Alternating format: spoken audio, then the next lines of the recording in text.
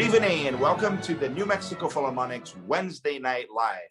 We have a great show for you tonight with a bassoonist. He's from Manchester, the United Kingdom. Matthew Taylor is his name, and he's been principal bassoon of many orchestras around the world and now serves as principal bassoon at the Opera House in São Paulo, Brazil. We'll start by listening to Matthew Taylor perform the Adagio from Mozart's Bassoon Concerto. This is with the Orquestra Sinfônica Municipal of São Paulo under my direction. Let's watch it now.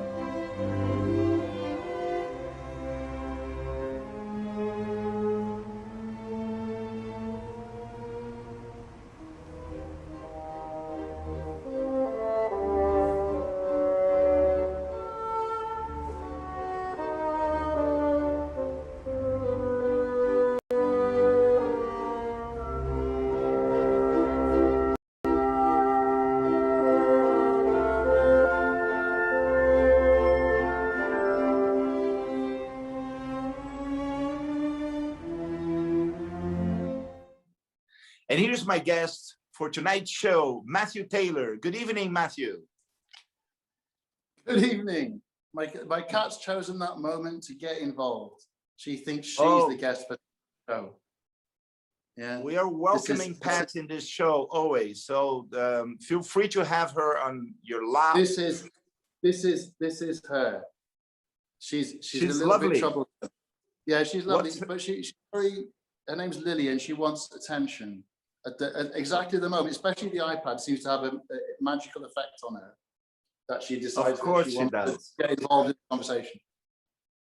So, Matthew, we just watched you perform Mozart's the Adagio from the Bassoon Concerto, and I remember that vividly because that was one of our first concerts after being home for 7 months during the pandemic. It took place at the end of October last year, and you know, you sounded amazing. And how was it to be home for all that time, you know, without being able to play with your colleagues? Yeah, it was very strange. I think we had that booked. I think you called me and said, "Oh, you think you can do Mozart slow movement next week?" And I thought, "Oh yeah, of course, that'll be fine." And then I realized what the absence from the stage and from that contact of interacting with your colleagues, how difficult it is to just throw yourself back into it. Unfortunately, it was delayed a little bit. So I sort of went into full preparation mode and then had a little bit more time.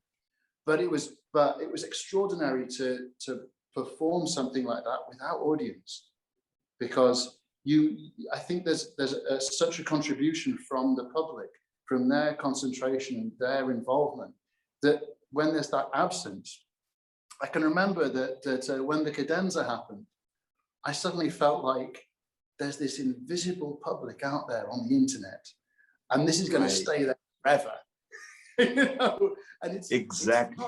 I mean, I played it with the orchestra the season previous, the whole concerto, and I remember feeling like it was kind of like a party. It feels like you spend so much time in the practice room preparing and perfecting that when you get to the stage, there isn't really any anxiety so much. It's more about just, wow, what a wonderful group of musicians and how great it is to perform this music. Without the audience, it feels very different. But it came out nicely. I remember feeling on the day, but actually, I tell you, it was gorgeous. But you're right. You know, the audience is so important for us on stage. You know, I remember that feeling of the emptiness of just playing to the cameras, and knowing that thousands of people are going to be watching you on the other end. But I really do miss the audience. You know, and we have such a great audience in Sao Paulo. But I have to say, in Albuquerque, we have also one of the greatest audiences in North America. They're so enthusiastic. They always want the orchestra to play an encore and the soloists to play encores. So this is one of the things that I miss the most, is just that contact with the very appreciative audience that you have, you know? Yeah, and there's real kind of identification, probably in New Mexico as well, that this is art. These are our musicians, you know, there's a sense of connection, I think, with us. And it's, as a performer, especially as a soloist, you really feel that. And the thing that I noticed especially, I mean, this was the first time that we'd come back and there was the pre-recorded applause and all of that. As soon as I finished playing, I felt like, oh, it's like a rehearsal. And then you hear the recorded applause, and I was about to go off back to my seat. And I remember walking away and you saying, about as loudly as you could, don't go, don't go. Yes. That was you know, when you come back for your second bow, I thought, oh, well, that's odd. Why, there aren't actually. I know. That was a real moment that you noticed, oh, there's a lot of acting that goes into this. You know, we're performing something for a virtual audience. And I think, like, if anybody listens to the YouTube, if they turn the volume up nice and loud in the canned applause, they can hear you going, don't go. I'm sorry about that. I was trying just to make it. Anyway, but I was because those were live streams. I mean, those weren't recordings. Those I mean, it was right on. Yeah. But Matthew, you know, I was one of the things I like about this show is that I get to know the musicians better, and just have a closer look at in their careers and what they've been doing. And, you know, I was so impressed by reading your bio. I mean, of course, in your native UK, you have performed with, you know, with all the major orchestras in London, the Royal Philharmonic, the London Philharmonic, and BBC. And, but you also have played in so many places all over the world, in Japan, in Norway, in Rio de Janeiro, and now here in Sao Paulo. But I mean, for such a young guy, you have been in so many different places. So tell us about a little bit, you know, how you ended up being in Malaysia and in so many different countries. Well, I think it comes from a personality weakness of wanting to be everywhere at the same time. When I was younger, I graduated. I did my main study at the Guildhall School of Music and Drama in London, and I started to work in the orchestras in the UK. And I had the feeling that I wanted a little bit more. I wanted to travel, know what the orchestral life was in other countries. So I went to an audition in Barcelona for the Gran Teatro del Liceo when I was 25, and I made an absolute horrible job of that audition. Or so I thought. And I met some people some candidates from Germany there, and they said, we heard you warming up, and, you know, don't be too sad, you know, you've got a great sound, but you need to expand, you know, your soloistic qualities if you want to work outside of the UK. So I was very lucky to be accepted to study with Klaus Thunemann in Berlin, and it was an incredible experience, challenging, wonderful. rewarding and kind of enabled me to reinvent many things. And then I think it opened the door to the possibility to work in lots of different countries. And then I moved to Japan to start the Hyogo Orchestra. And while I was there, I was always looking around to think, oh, where can I go next? Or where might be interested to have me go and play? And so the Milan Turkovic came to work with the orchestra, and he suggested to Malaysian Philharmonic that they should invite me. So I went to work there for a month, which was, again, completely different to Japan, but very, very rewarding, a really, really wonderful orchestra. That was 2007 when Matthias Bamert was the music director. Yeah. But they played with, it was a real kind of mix of nationalities, and a lot of fire and I don't know, intensity in their playing, and also perfection, real accuracy, and whereas sometimes in Japan I felt like that was the beginning, and sometimes it was enough. And for me, working in Malaysia, I was sort of reminded by, this is what the UK orchestras play like, as if every note's their last, but with that accuracy and that commitment, attention to detail, which I don't know, it was really inspiring to go to Malaysia and have that experience, and then think, maybe my time in Japan is coming to an end, but I had a wonderful time there, but it felt like a change was necessary. And then I moved back to the UK to work with the English National Opera. It's really nice too. Fantastic. And then, you also were in Norway before finally coming to Brazil, to Rio de Janeiro, where you played first bassoon, principal bassoon with the Brazilian Symphony Orchestra with me for a number of years, before you actually moved to Sao Paulo as principal bassoon of the Opera House now. And this is quite common. People don't realize that this is quite normal for an international musician and international orchestras. So even in the New Mexico Philharmonic, we do have players that come from different cities, different countries, and they find their place, and they feel comfortable, they're happy, and they end up staying. So I'm happy you chose to stay in Brazil. Yeah, also I think it's the decision for a musician to live in a city, usually it's a city, isn't it, that's not their own. It depends on that city kind of really agreeing with them, or being a good place for them to be an artist. And I feel like Sao Paulo, as challenging as it is, it's so spontaneous and so diverse. I feel like it's possible to go in lots of different directions here. And and like you say, it's the audience and the wonderful building that we have to work in.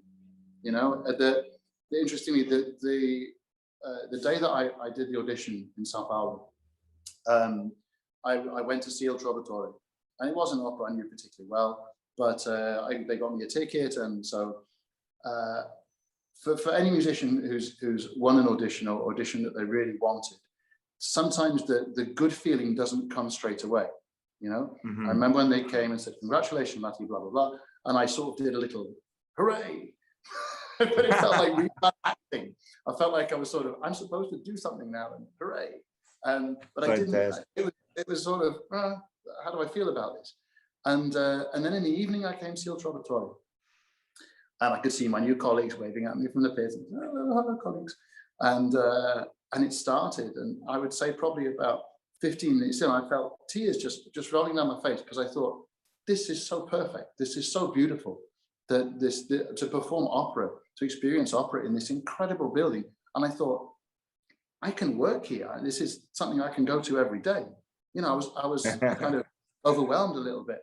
And I thought, God, I hope my colleagues don't notice that I'm a big softie and see that Il Trovatore made me cry. Fantastic. Cheers. Yeah. Cheers. Yeah. But aren't we lucky people? Yes, indeed. Now, let's go to your next video. Now, this one you are playing from CPE Bach, a transcription of the flute sonata in A minor, which now becomes for the bassoon in D minor, right? That's right, yeah, by Mordecai Reckon. Yeah, so this is the second movement of the CPE Bach's flute sonata, played by Matthew Taylor. Let's watch that.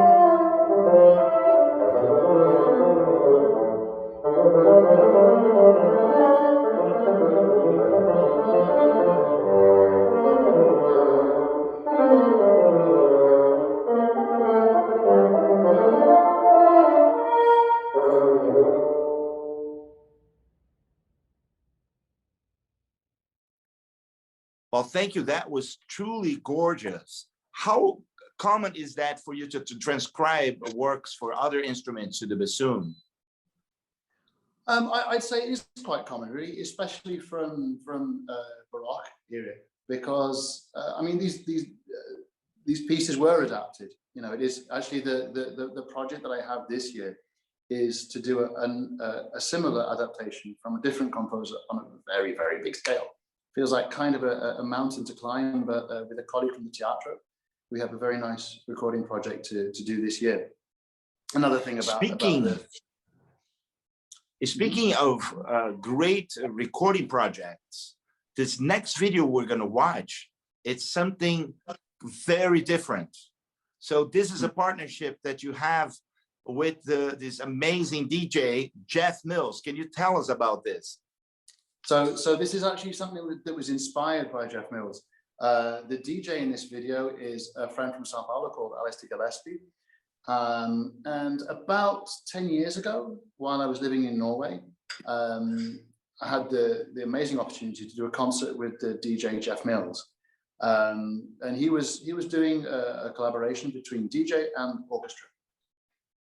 So there was the only electronics were amplification of the orchestra and his own performance. And it was incredible. I was really surprised by how profound an effect it had on me. Since then, it's always been on my mind that, well, wouldn't it be great to replicate that? Of course, in Sao Paulo, the electronic music scene is extremely diverse, extremely varied. There's lots of wonderfully creative people working here. And during pandemic, there's that kind of lockdown silence where it's possible to go in directions that you hadn't thought of necessarily before or hadn't acted on before. So this actually took me a really long time to write, embarrassingly, even though it's only a few minutes. But it is something a little different. It's kind of classical musicians playing in an electronic style with DJ collaboration. So here you're joined by harpist Jennifer Campbell and our principal bassist Brian Fountain, right? So is this a trio and electronics? Exactly. Yeah. Brian was convinced it was a little bit too fast.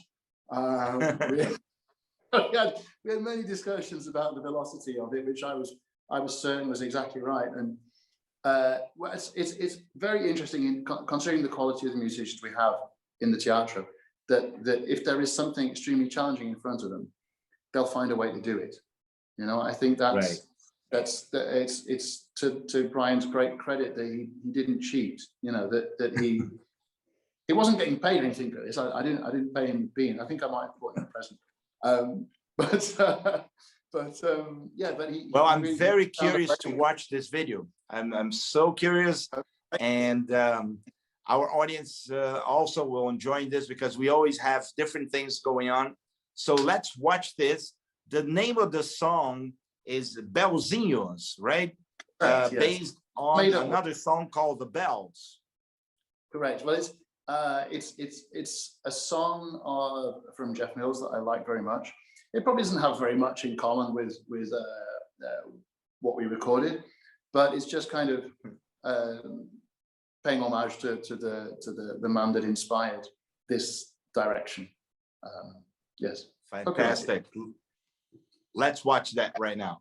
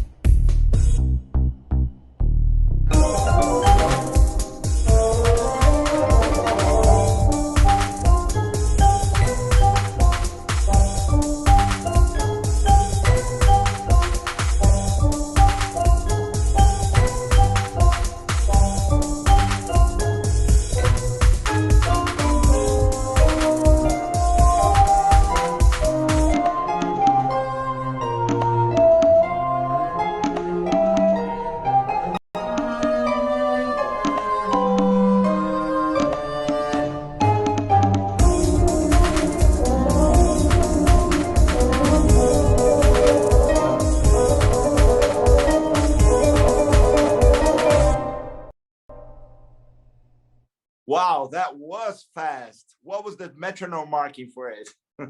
It was a weird metronome marking. I wanted to be crotcheted as 1, 2, 3, and Brian was convinced that was an odd speed, which it perhaps was, but I couldn't imagine it any slower. It works. It's exciting, you know, and I just love, you know, the energy in it. It's fantastic. Thank you. Yeah, it's really happy with it. So Matthew, I mean, you play DJ electronic music, you do Bach, Mozart.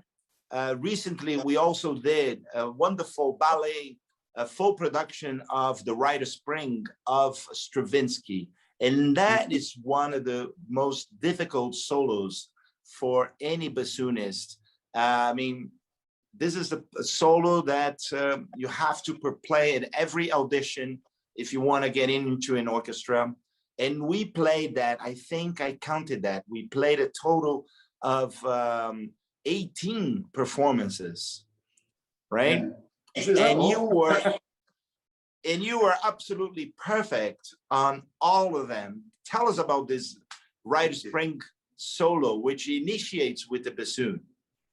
Yeah, it's an extraordinary thing to do, isn't it? It just sounds like extraterrestrial music. It does.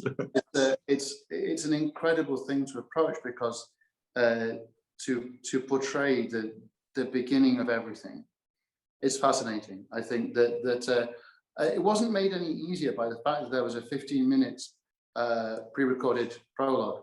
And I can remember when I found out about this wonderful news, and I said to you, I asked you in the rehearsal, Maestro, will there be a little bit of time for me to warm up slightly? And you said, obviously not.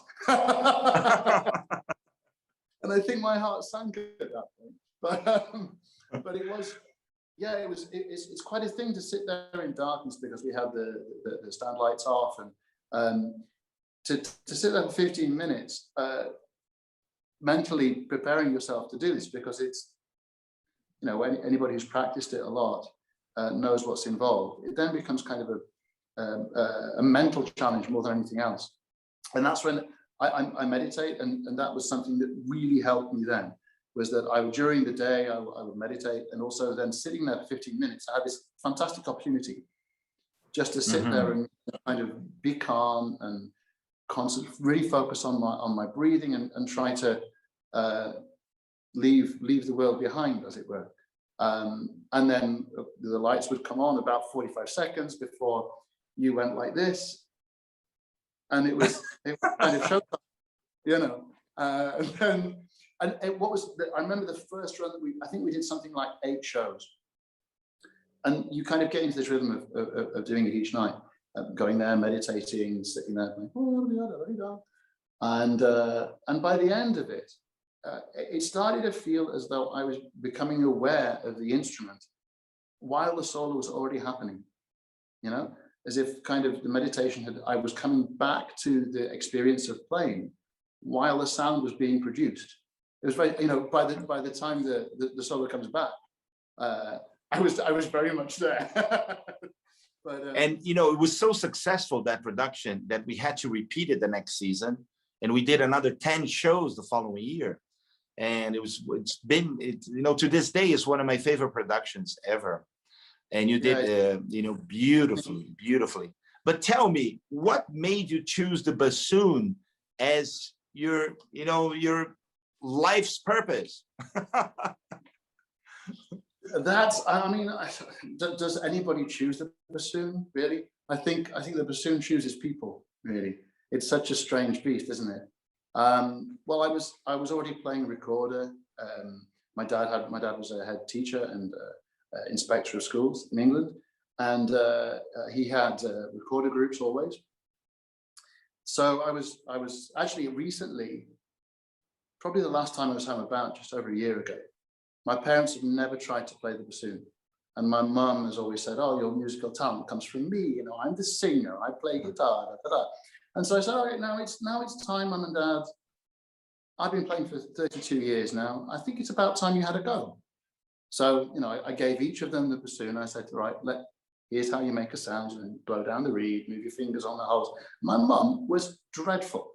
It was like a happy pig. It was just an awful noise, like a pig dying.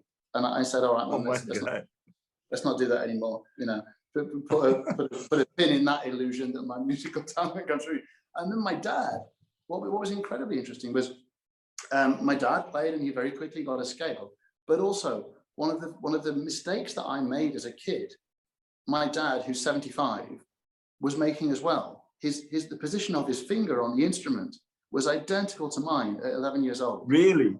It was extraordinary, and he was playing quite well. You know, for a first go, he was getting a quite nice scale.